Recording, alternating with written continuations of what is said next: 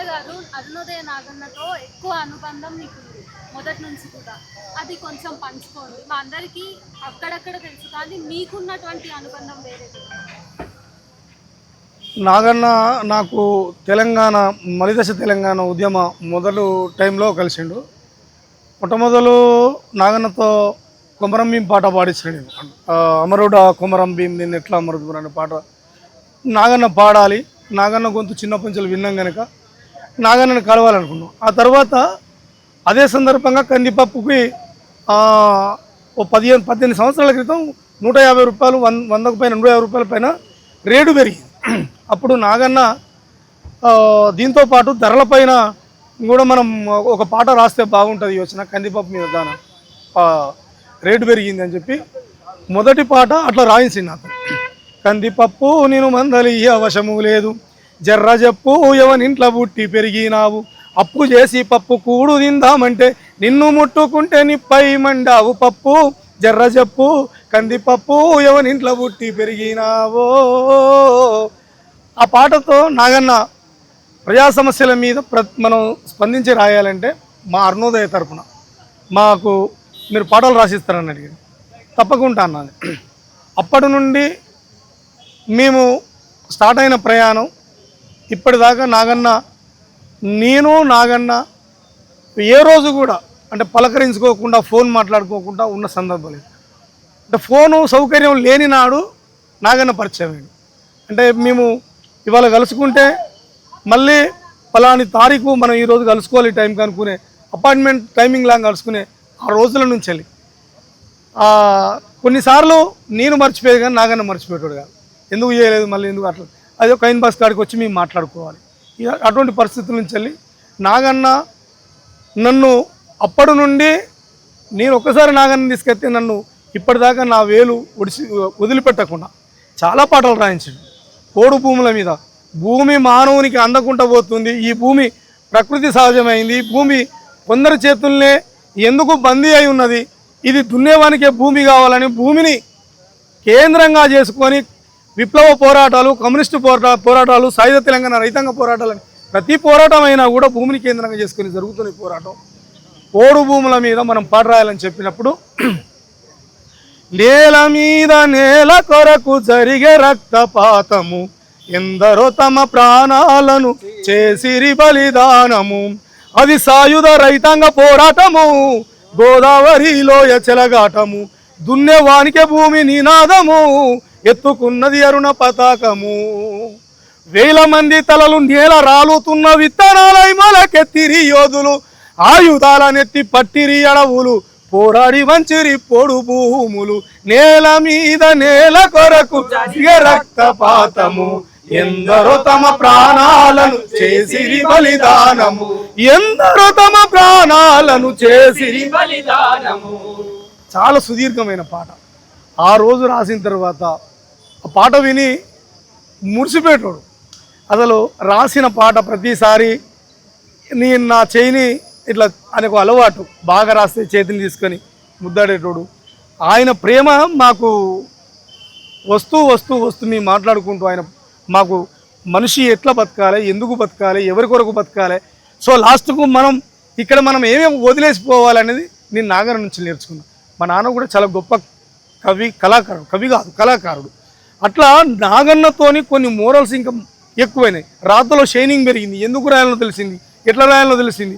నాగన్న చదువుకున్న తక్కువైనప్పటికీ కూడా విపరీతమైన పుస్తకాలు చదివాడు నాగన్న నాకు పంచిచ్చిన చివరికి ఆస్తి ఏంటంటే తన పుస్తకాలే.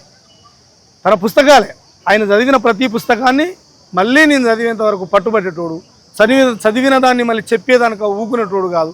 ఇట్లా నాగన్న వల్ల ఇంకా కొద్దిగా అంటే ప్రపంచం విశాలమైంది. రాతలో ఇంకా పెరిగింది, అంటే ఒక సామాజిక స్పృహ పెరిగిందని చెప్పచ్చు. అక్కడ నుండి నాగన్న చివరికి చాలా పాపులర్ అయింది. అంటే కొన్ని సందర్భాలు ఏమైందంటే మేము కొన్ని నేను ఉద్యోగంలో ఉన్నాను, ఇలా మేము ప్రభుత్వ ఉద్యోగం ఇదేమో దానిసత్వంగా చాలా మేము బరాబర్ చెప్తున్నాం, మా హక్కు అది, ప్రజల సొమ్ము ప్రభుత్వాలు అయినా తిరుగుబాటు మాట్లాడుకుంటే ఎప్పుడు ఉండలేదు. అట్లా సారథి నౌకరు వచ్చినప్పుడు నన్ను వాళ్ళ కొడుకుని ఈ నౌకరికి పోవద్దని చెప్పిండు.